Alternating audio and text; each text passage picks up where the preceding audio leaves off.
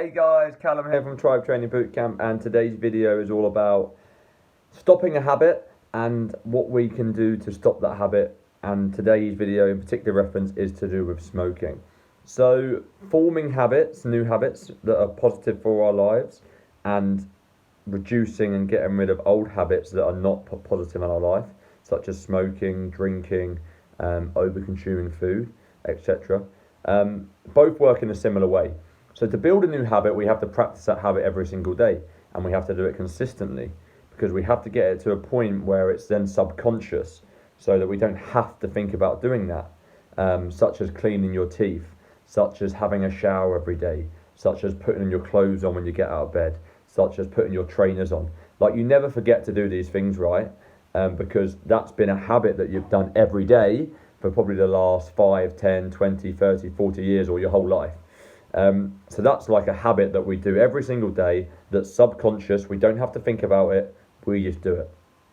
The same thing can happen with negative habits, such as drinking alcohol or smoking.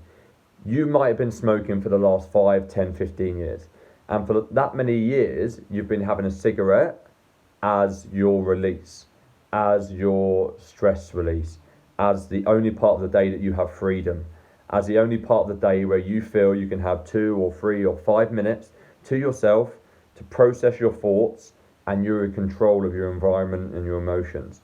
So at the moment, that outcome and that action of smoking is something that you need, you rely on. It's subconscious. You don't think about it. It's just, I'm stressed, let's have a cigarette. It's 9 o'clock, let's have a cigarette. I've just had a coffee, let's have a cigarette. It's 10:15 at work, tea break time, let's have a cigarette.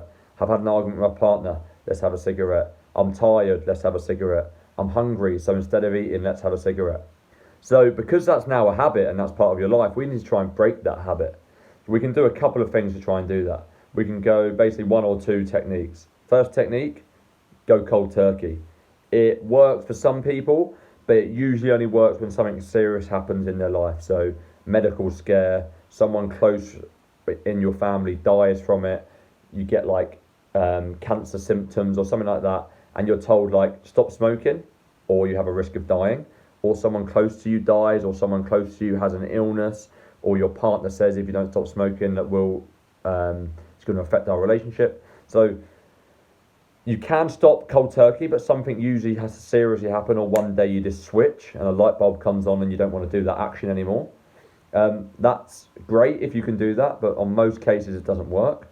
The second way of doing it is the approach that we're going to take, and that's trying to reduce your daily action of smoking. So just like building habits, we're going to have the exact same process. We're going to try and build this new habit of you not smoking. So instead of having 20 cigarettes a day, or 15 cigarettes a day, or 10 cigarettes a day, and instead of trying going from 20 to 15 to 10 to none, we're going to go just look at 1 less per week. So if you have 20 cigarettes per day, this week, I just want you to try and have 19 per day. Even if you have 20 every day, other than one day, and on one day you have 19, that's progress. You've had 1 less cigarette than you did have last week.